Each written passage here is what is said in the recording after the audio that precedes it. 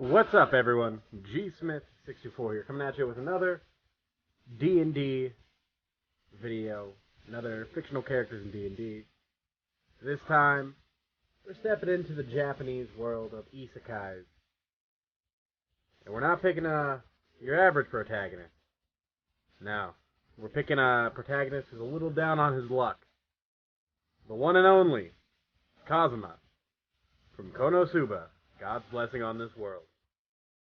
Let's jump in.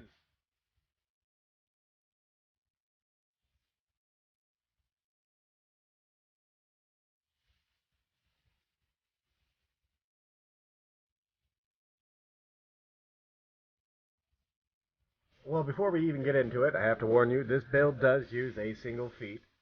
It will not gimp the whole entire experience if you don't use it, but, warning you now, there's one. That being said, the difficulty of this build, I rank it easy. You're just going an Arcane, Trickster, Rogue, so there's a little bit of magic, but I mean, other than that, it's really not that hard. The difficulty of the RP, well, that's very easy, because you're just literally playing a man who wants to be an adventurer, or actually a man who got sucked in being the life of an adventurer, and doesn't really care to do it. Pretty easy to play, roleplay-wise. Next up, we're talking about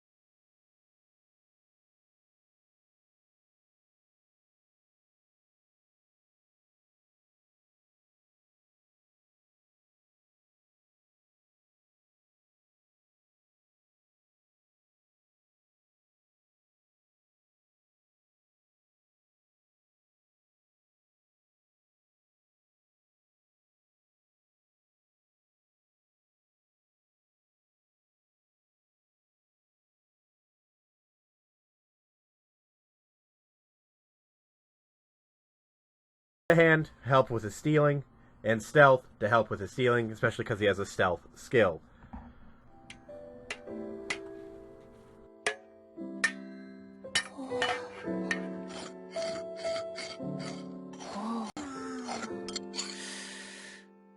すごくやりづらいんですが。いや、器用に修理するものだなと思いまして。なんだか自分の鎧が目の前で綺麗になっていくのを見ているとワクワクするな。商品開発のために習得した家事スキルが役立ってよかったよ。As you saw, Kazuma explained it best himself. His background is guild artisan. More specifically, though, he is a blacksmith guild artisan. Or even more specific than that, an armor, a locksmith, and a finesmith. In the Artisans Guild, you are one of the members, and you are skilled in the specific field, and also closely associated with the other artisans too. In the merchant world, you are well established part, which are freed by the talent and also wealth from the constraints of a feudal social order. As an apprentice to the master artisan, you have learned all of your skills, and also under the sponsorship of your guild. And this will happen until you have become the master or expert in your own right. Because Kazuma has some very quality skills in smithing, which is also why when you get your set of artisan's tools from your background, you go with the smith's tools. You also get a letter of introduction from your guild, a set of traveler's clothes, and a belt pouch containing 15 gold. So a little extra gold on top of your starting gold, which is always nice. Well, last but not least, we're going to talk about the first 5 levels of Rogue. So let's hop into that now. Alright, so starting at level 1 with your starting equipment in Rogue. I recommend you take a rapier and then a short bow and a quiver of 20 arrows. Then on top of that, you also take an explorer's pack, so that way you have that, your leather armor, your 2 daggers, and thieves' tools. Level 1 comes around. Boom. You get expertise in 2 of your skills. The 2 skills I recommended earlier, Insight and Perception. On top of that, you get Sneak Attack and Thieves' Can. Level 2 comes around. You get Cunning Action. Cunning Action's pretty good, but it doesn't add anything for you to worry about. So nothing too crazy there. 3rd level, you get your Roguish Archetype. And this is when it becomes a doozy. Because then you go Arcane Trickster. Well, as an Arcane Trickster, you get access to 3 cantrips right off the bat, one of them having to be Mage Hand, and 3 spells known right off the top, to eventually a total of 4. The 4 spells I recommend are Illusionary Script, Charm Person, Shield, and Ice Knife. Now the cantrips I recommend are Mage Hand, Prestidigitation, and Toll the Dead. Those all fit Kazuma's characters pretty well. Toll the Dead is his Drain Touch, Prestidigitation is his Fire and Earth skills, Mage Hand, you just have to have it as it's one of the drawbacks of Arcane Trickster, you have to have Mage Hand. Illusionary Script, it's just a good rogue spell, because there aren't really like a lot of spells that fit Kazuma. Charm Person, again, just another good rogue spell. Shield, just making sure you don't get hit. And then Ice Knife, which is in Xanathar's Guide to Everything, similar with Toll the Dead, is his ice skill that he's had, since you don't really get high-level ice spells. But he does have some ice creating spells, very low-level ones. So Ice Knife fit it best, in my opinion. However, we're not done there. Level 4, you get an ability score improvement, put it into whatever you want. I'm not your boss. And then last but certainly not least, at 5th level, you get Uncanny Dodge, which lets you reduce your reaction, or use your reaction to reduce the damage you take from an attack by half. All pretty spicy stuff. And it fits Kazuma pretty well. That being said, though, I think this build is done. I've been your host, GSmith624, and I'll let y'all decide the next fictional character in D&D.